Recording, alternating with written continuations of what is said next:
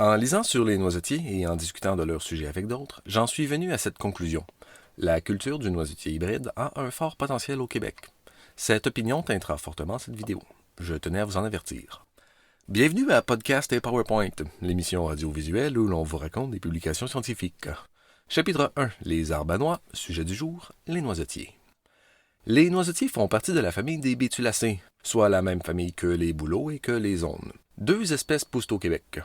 Complètement au sud de la province, il est possible de trouver le noisetier américain, Corylus americana, et un peu partout ailleurs, on trouve le noisetier à long bec, Corylus cornuta. Le noisetier est aussi nommé coudrier, encore que le terme puisse faire référence à n'importe quelle espèce de noisetier. Le frère Marie-Victorin disait du noisetier à long bec: « On sait que les sourciers se servent d'une baguette de coudrier taillée en Y et tenue renversée pour repérer les cours d'eau souterrains. Le bien fondé de cette méthode est toujours un sujet de discussion, même parmi les hommes de science. » Et il disait aussi: « Les fruits de cette espèce sont comestibles, mais ils n'ont guère d'importance commerciale. » Il existe en effet assez peu d'informations sur le potentiel économique du noisetier à long bec. L'Université de Moncton a publié un guide sur la culture de noisetier en sous-bois d'érablière. Le guide propose d'utiliser les espaces non utilisés des érablières pour y établir des plantations, afin de diversifier les sources de revenus. Malgré l'appellation de culture en sous-bois d'érablière, on nous recommande fortement de planter les noisetiers en plein soleil. On nous recommande aussi de prendre une des deux espèces indigènes, puisqu'elles sont mieux adaptées à notre climat. À part cela, relativement peu d'informations. En cherchant sur une potentielle sélection du noisetier à long bec, je suis tombé sur un fichier Word intitulé « Sélection de noisetiers à long bec » par Bernard Contré. Étrangement, le texte est plutôt un témoignage d'un certain monsieur Nicole Côté qui aurait multiplié des noisetiers à long bec aux noisettes particulièrement grosses. J'ai cherché des informations pour voir ce qu'il était advenu de ces efforts de sélection, mais je n'ai rien pu trouver de substantiel. Jonathan Bordelot, à qui j'ai posé des questions sur le sujet, m'a donné deux plans qui seraient issus d'un programme de sélection en lien avec une université quelconque quelque part. Ça fait longtemps. C'est du côté des produits forestiers non ligneux que j'ai trouvé un peu plus d'informations.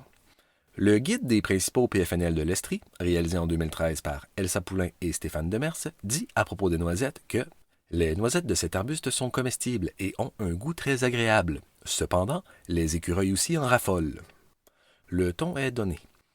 On nous prévient aussi plus loin que le noisetier à long bec possède un long tube faisant penser à un bec qui est recouvert de petits poils piquants qui irritent les mains des cueilleurs. Encore une fois, on nous rappelle que les arbustes tolèrent l'ombre, mais ceux poussant dans des lieux de lumière produisent davantage de noisettes. Tâchons de nous en rappeler. Plus loin, on peut lire que, en ce qui concerne les plantations de noisetiers en pleine lumière, le rendement varie entre 9 et 12 kg par plant. On parle ici de noisetiers de culture et non de noisetiers indigènes en plein bois. Cela nous informe tout de même de combien un plant peut produire dans des conditions optimales. Et on conclut en disant que les noisetiers des espèces americana ou cornuta, ainsi que certains hybrides très proches, ont des amandes trop petites pour la commercialisation. Le Centre de référence en agriculture et agroalimentaire du Québec, le CRAAC, a publié en 2008 le Portrait des cultures fruitières indigènes et en émergence au Québec, tome 2, dans lequel on parle du noisetier. Le livre parle de la récente création du Club de producteurs de noix comestibles du Québec en 2008. Les informations qu'il contient doivent donc dater un peu.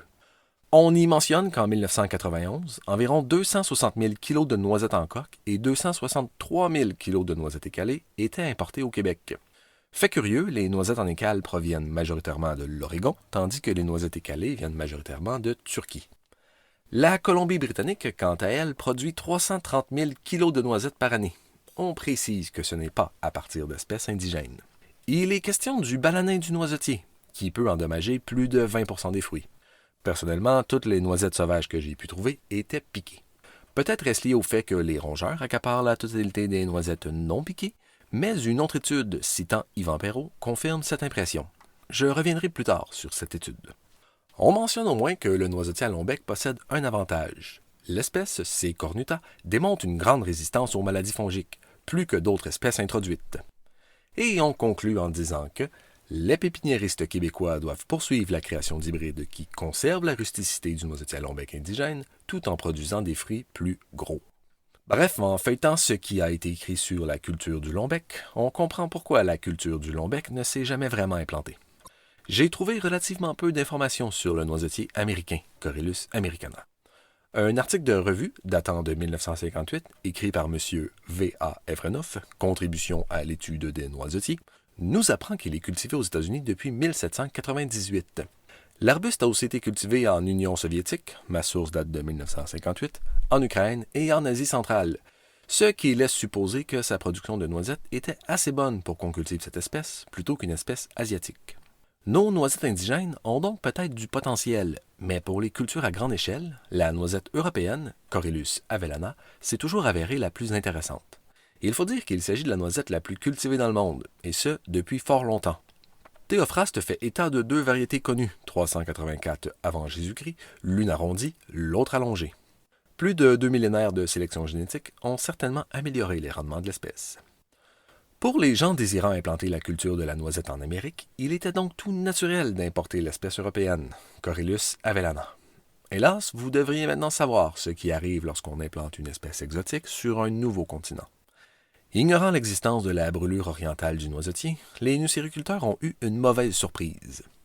Si le champignon Anisogramma anomala se révèle être une infection bénigne pour les noisetiers américains, il est en revanche mortel pour les plants européens. La maladie est bien une maladie américaine. Le terme oriental de brûlure orientale du noisetier fait ici référence à l'est de l'Amérique, aire de distribution du noisetier à long bec et du americana, et non à l'Asie. La Terre étant une sphère, la notion d'Orient est subjective. En anglais, on nomme la brûlure Eastern Filbert Blight. Puisque les noisetiers indigènes ne peuplent que l'est des États-Unis et du Canada, la culture de la noisette s'est développée à l'ouest de ces pays, où les plants étaient à l'abri de la brûlure.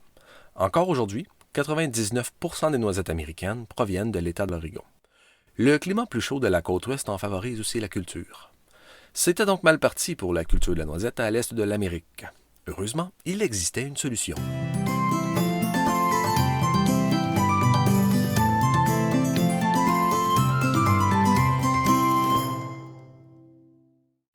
Pour pouvoir parler d'hybridation, il faut parler des différentes espèces de Corylus. Il existerait 25 espèces de Corylus, mais parmi ces 25, 9 sont officiellement reconnues comme étant des espèces distinctes. Parmi ces 9, 5 sont des arbustes, 4 sont des arbres. 3 noisetiers sont indigènes d'Amérique. Il y a le noisetier à long bec, Corylus cornuta, le noisetier américain, Corylus americana, et le Corylus californica. Puisqu'il est très semblable au noisetier à long bec, les chercheurs affirment qu'il s'agit d'une variété du long bec plutôt que d'une espèce distincte. Je vous en parle puisqu'il est mentionné dans l'étude. 2 autres arbustes viennent d'Asie, le noisetier de Sibérie, Corylus heterophylla, et le noisetier de Mandchourie, Corylus sieboldiana, qu'on appelle aussi parfois Corylus manchourica, ce qui facilite grandement les choses. Le noyer du Japon étant parfois appelé Juglane sieboldiana, on pourrait croire que le Corylus sieboldiana est le noisetier du Japon. Pourtant, sur certains sites francophones, le terme noisetier du Japon fait plutôt référence au Corylus heterophylla. Pour éviter toute confusion, je me fierai à ce qui est écrit en introduction de l'étude. Pour la suite de cette vidéo, Corylus heterophylla sera le noisetier de Sibérie et Corylus sieboldiana sera le noisetier de Mandchourie. Les chercheurs supposent que puisque les Corylus proviennent surtout d'Asie, les noisetiers d'Amérique descendraient de noisetiers asiatiques. Le noisetier américain descendrait du noisetier de Sibérie, Corylus heterophylla, tandis que le noisetier à long bec descendrait du noisetier de Mandchourie. Ce dernier étant d'ailleurs la seule autre espèce possédant une noisette avec un long bec. 4 espèces de noisetiers sont arborescentes plutôt qu'arbustives. La plus connue est le Corylus colurna, soit le noisetier de Byzance ou noisetier de Turquie. Le Corylus chinensis, noisetier de Chine, est une autre espèce moins connue qui apparaît dans cette publication. Pour cette étude sur l'hybridation, les chercheurs ont donc croisé manuellement 8 espèces de noisetiers. Je dis manuellement car il faut savoir que la pollinisation des noisetiers est, après celle du figuier, une des plus complexes. Petite parenthèse botanique. Le noisetier est un arbre anémophile, soit pollinisé par le vent. Le pollen étant transporté par le vent et non par des insectes, la pollinisation dépend grandement de la météo. L'arbre est aussi monoïque. Monoïque signifie du grec monos unique et oikos maison, dont les anthères et les carpelles se trouvent dans des fleurs séparées du même individu. La plante possède ainsi des chatons qui relâchent le pollen et de minuscules fleurs qui le reçoivent. L'arbre est aussi autostérile, son propre pollen ne peut donc polliniser ses fleurs. Encore, cela ne changera rien, puisqu'il y a un décalage de quelques jours, voire plusieurs semaines, entre le moment où le pollen est émis et où les fleurs s'ouvrent pour le recevoir. Pour toutes ces raisons, la pollinisation des noisetiers est fortement aléatoire. Pour l'étude, les chercheurs ont donc récolté manuellement le pollen, l'ont conservé dans des conditions optimales, puis ont pollinisé les fleurs au moment idéal. Ainsi, si ces résultats d'hybridation nous montrent ce qu'il est possible de faire, gardez à l'esprit que les chances d'hybridation naturelle sont beaucoup plus rares. Et voici le tableau qui résume la première partie de leur travail. Ce tableau indique le pourcentage de réussite. Pour X fleurs pollinisées, voici en pourcentage le nombre de grappes résultant de cette pollinisation. Un trait foncé indique un taux de réussite de 10,1 à 25 %, un trait moyen de 5,1 à 10 et un trait fin 5 % ou moins. Lorsque deux grosseurs de traits apparaissent sur une même ligne, cela nous indique que le résultat dépendait de quelle espèce recevait le pollen. Ainsi, un chinensis qui reçoit le pollen d'un avellana donnera une noisette entre 10 et 25 % des fois, tandis qu'un avellana recevant le pollen d'un chinensis en donnera une moins de 5 % du temps. Évidemment, l'étude ne s'est pas arrêtée là. Les chercheurs ont ensuite récolté les noisettes et les ont fait germer. On constate ainsi, par exemple, que si le colurna croisé avec avellina donne des noisettes dans presque 20 % des cas, 92 % de ces noisettes sont vides. Détail plus qu'important. En fouillant ce tableau, on trouve donc plein d'informations intéressantes. Par exemple, le noisetier à long bec, Corylus cornuta, s'hybride bien avec le Californica, évidemment, mais aussi avec le noisetier de Mandchourie, tandis qu'il ne se mélange guère avec le noisetier américain, ni avec le noisetier européen. Le noisetier américain peut polliniser le noisetier de Mandchourie. Pourrait-on alors croiser un noisetier à long bec avec un noisetier américain-chourien? Peut-être, mais les chercheurs n'ont pas poussé leurs travaux jusque-là. Il faut dire que si ce tableau présente l'ensemble des croisements potentiels, plusieurs de ces croisements se révèlent sans intérêt. Ainsi, si une multitude de noisetiers hybrides existent, rares sont ceux utilisés en grande culture. Puisque l'avellana est la noisette la plus intéressante d'un point de vue commercial, les croisements intéressants l'incluent toujours. Lorsqu'on parle de noisetiers hybrides, il est très souvent question d'un croisement entre le Corylus avellana et le Corylus americana. L'avellana donne à la noisette un calibre intéressant et l'americana confère à l'hybride sa résistance au froid et à la brûlure. L'avellana a aussi été croisé avec le noisetier de Turquie, Corylus colurna, avec des résultats encourageants. Le Corylus colurna étant un arbre, les plants ont beaucoup moins tendance à drageonner que les hybrides ici de deux espèces buissonnantes. Un trait génétique fort recherché pour la culture. Étrangement, j'avais en tête que le Corylus heterophylla était aussi largement utilisé en hybridation. Déjà, il peut polliniser l'avellana et l'americana. Pourtant, dans cet article, il n'en était mention nulle part. Un article évoquait une sélection de noisetiers provenant de Russie et de Crimée, choisis pour leur résistance à la brûlure. J'ai cru à tort qu'il s'agissait de Corylus heterophylla. Après tout, l'espèce est réputée pour être résistante au froid. Le livre de 1958 mentionne que cette espèce était cultivée en Russie et qu'elle fructifiait particulièrement bien dans la région de Leningrad. Pourtant, nulle mention de Corylus heterophylla dans l'article. Les chercheurs ont bien ramassé 30 lots de noisettes provenant de Russie et de Crimée, mais c'étaient tous des Corylus avellana. Ils les ont ensuite plantés puis infectés. Les arbres survivants ont été multipliés puis réinfectés. Les chercheurs ont ainsi pu trouver quelques souches de Corylus avellana résistantes à la brûlure, mais nulle part on ne parle de Corylus heterophylla. Cela dit, si l'on considère que le Corylus heterophylla se trouve en Russie et que son pollen peut polliniser l'aveline, se pourrait-il que la résistance de ces plants provienne en fait d'une précédente hybridation qui serait passée inaperçue? Peut-être, mais peut-être pas. J'étais certain d'avoir lu quelque part que les noisetiers hybrides contenaient des gènes de heterophylla, mais je ne me rappelais plus où. J'ai questionné Jonathan Bordelot, qui m'a aiguillé vers la pépinière Grimaud. Une fiche technique du ministère ontarien est venue confirmer ces dires.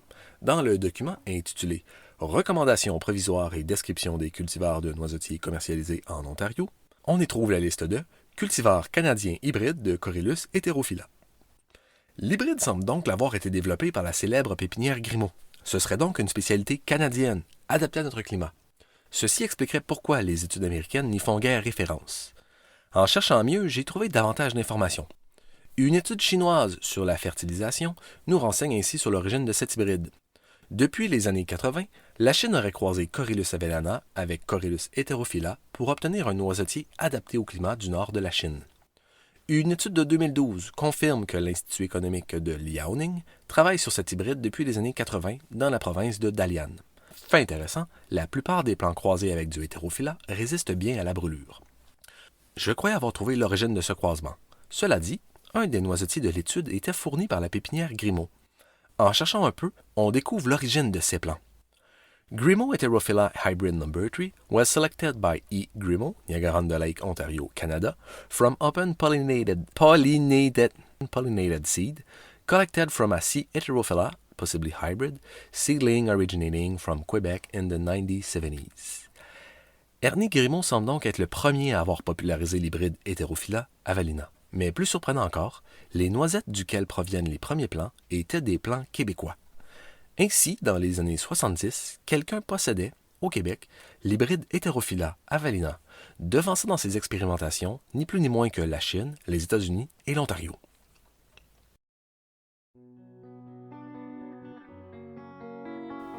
Le froid, la maladie, la taille, la commercialisation, tous ces défis rendaient la culture de la noisette particulièrement difficile pour l'Est de l'Amérique du Nord. Heureusement, en sélectionnant les meilleures caractéristiques de 4 espèces provenant des 4 coins de la planète, les pépiniéristes ont créé de nouveaux noisetiers prêts à relever ces défis. Comme mentionné plus tôt, je ne peux m'empêcher de penser que le Québec est l'endroit idéal pour que puisse s'exprimer dans toute sa splendeur la variabilité génétique de ces hybrides. Quand j'y pense, un élan nationaliste s'empare de moi et il me revient à l'esprit cette entrevue de Gérald Godin. Je pense que notre mission, notre devoir, c'est d'aller chercher le mieux de ce qu'il y a dans le monde. Parce qu'à Montréal, prenez une ville comme Montréal, vous avez la culture chinoise millénaire à un coin de route du Canada. Vous avez les Grecs, inventeurs de la politique et de la démocratie. Vous avez les Portugais. Vous avez les Italiens, inventeurs de la cuisine italienne et française. Vous avez donc, par conséquent, à Montréal même, qui a la chance d'être une ville internationale et qui a toutes ses richesses. Vous avez tout ça ici. Alors, il faut bâtir un Québec qui soit aussi riche que le monde, que la planète Terre l'est elle-même. Restons tout de même pragmatiques. Que des noisetiers résistants autant au froid qu'à la maladie existent, c'est une bonne nouvelle. Mais qu'en est-il de leur productivité? Le Québec pourrait-il devenir autosuffisant en noisettes un jour? Ici, j'aimerais attirer votre attention sur le travail de Vincent Hamman-Benoît, étudiant à la maîtrise en agroforesterie, caractérisation des productions de noisetiers hybrides nordiques sur un site du sud du Québec. Pour cet essai, notre chercheur a mesuré la productivité de différents plants de noisettes plantés à la ferme au nom de la noix.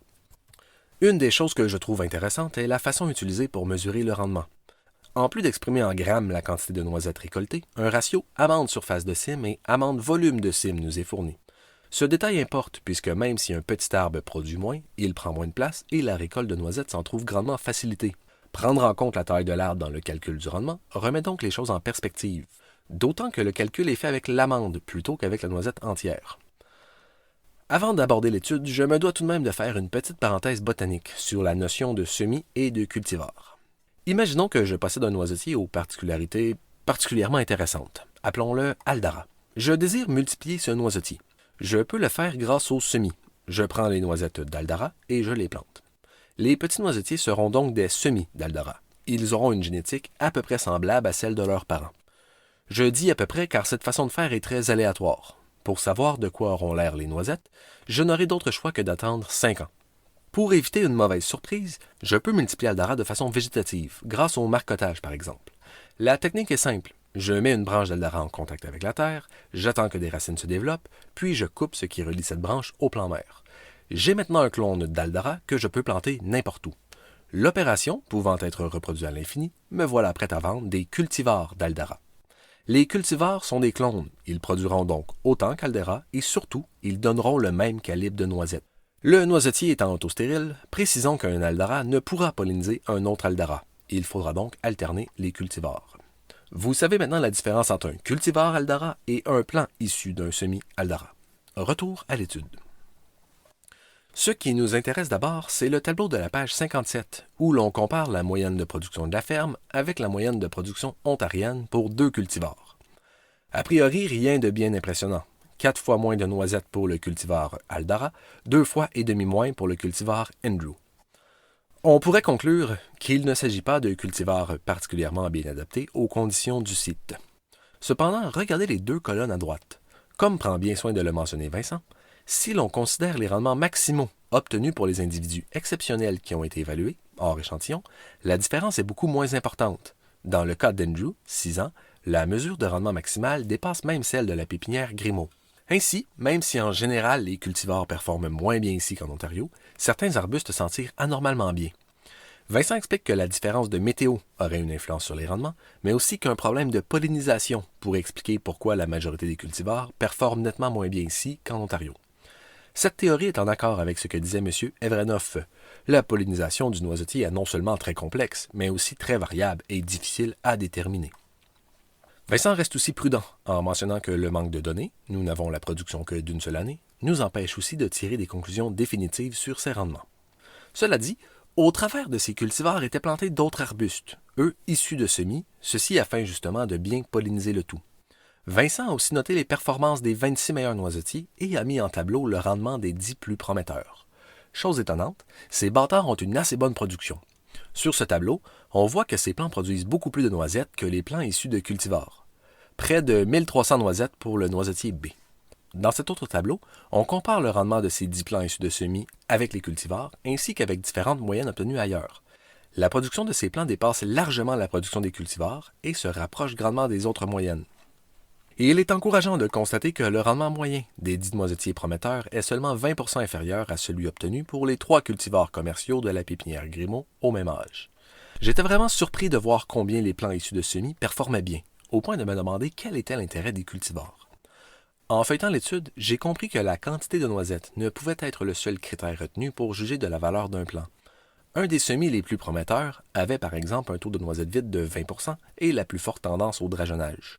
Un autre produisait des noisettes d'un calibre beaucoup plus petit que les noisettes issues de cultivars. Pour d'autres, c'était une noisette difficile à casser ou une noisette ovale, plutôt que sphérique. Certes, ces défauts nuisent aux plantations commerciales. Cela dit, pour une consommation personnelle, cela ne dérange à peu près pas.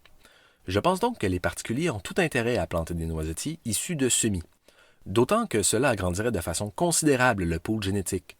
Les arbustes intéressants pourraient être multipliés par marcottage ou par semis, tandis que les noisettes de plus petite taille seraient consommées. C'est un peu le modèle de David Lapointe, des vergers à noix Lapointe. 585 noisetiers sont plantés sur son terrain et chacune de leurs caractéristiques est soigneusement notée. Les 6 noisetiers les plus prometteurs fournissent les semis pour sa pépinière, tandis que les autres fournissent des noisettes de consommation.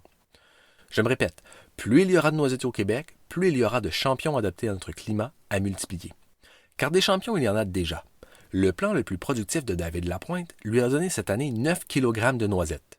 9 kg avec involucre et avant séchage, mais tout de même. Sur une autre plantation de la Nodière, le record était aussi de 9 kg avec involucre, soit 3 kg une fois séché. Au Jardin des Noix, le record est de 8 kg de noisettes sèches. Et il est vrai que je me contente de vous nommer des records, ce qui est une forme de manipulation statistique. Sur le lot, il y a probablement plusieurs plants, aux performances plus que médiocres. En 2013, au Jardin des Noix, le rendement moyen était de 600 grammes par plant. Ce qui est moins impressionnant, surtout si on compare cette moyenne avec la moyenne des plants de 6 ans de chez Grimaud qui est de 1600 grammes. Certes, j'admets qu'il reste encore beaucoup de travail pour développer des plants adaptés au Québec, mais avec le temps, à force de ne conserver que les individus les plus intéressants, je serais curieux de savoir quelle moyenne de productivité pourrait atteindre une plantation québécoise. M. Anand Benoît le précisait dès le début de son essai. Les résultats, et ce qu'il laisse entrevoir, sont encourageants pour le déploiement de la culture de la noisette au Québec, tout en indiquant que les cultivars commerciaux à l'étude ne sont possiblement pas adaptés aux conditions locales. Et il faut donc planter un maximum de noisetiers pour continuer le travail de sélection. Ainsi, peut-être qu'un jour, le ministère de l'Agriculture du Québec publiera à son tour une liste des cultivars de noisetiers commercialisés au Québec. Après tout, sur la liste de l'Ontario, on retrouve déjà le Northern Blais. Planté au Québec par Jacques Blais, de Joly à Québec. C'est de chez lui que viennent les 2 noisetiers que Jonathan m'a donnés. Je les ai plantés au soleil, juste à côté de mes pommiers. Plus loin derrière, j'ai une rangée de carrier ovale. C'est un bel arbre, le carrier ovale. Je vous en parlerai un jour.